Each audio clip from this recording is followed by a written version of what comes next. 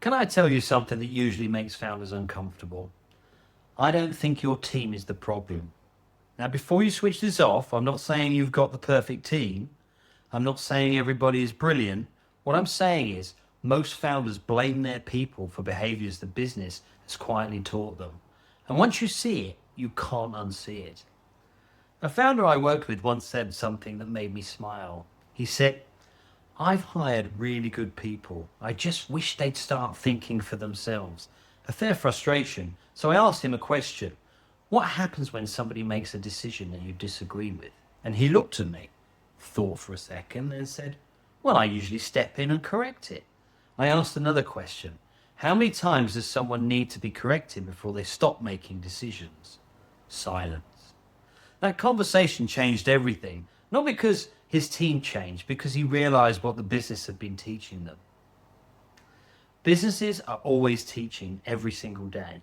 The question is, what are they teaching?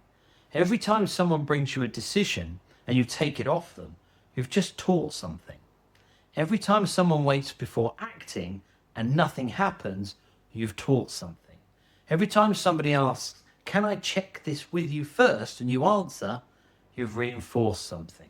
Not intentionally, but consistently. Businesses don't become dependent overnight. They become dependent one interaction at a time. And this is why replacing people so often doesn't solve the problem. The founder says, we just need stronger managers. So they hire stronger managers. 6 months later, those managers behave exactly like the previous ones.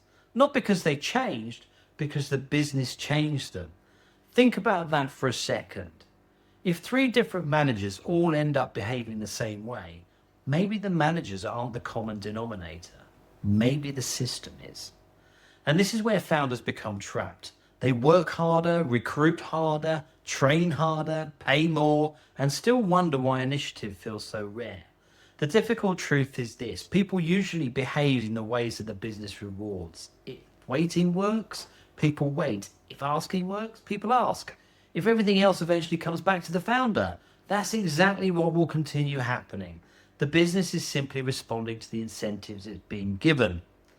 Here's why I actually think this is good news.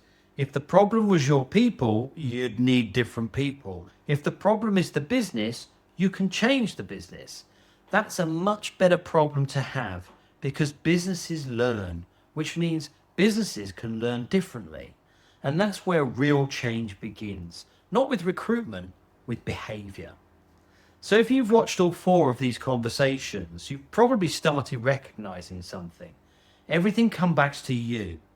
Delegation isn't fixing it, growth exposed it, and your team learned it. They're all different symptoms of exactly the same problem. And if you haven't already watched the pinned video, that's where I bring all of these conversations together and explain why founder dependency exists in the first place and what you can do about it.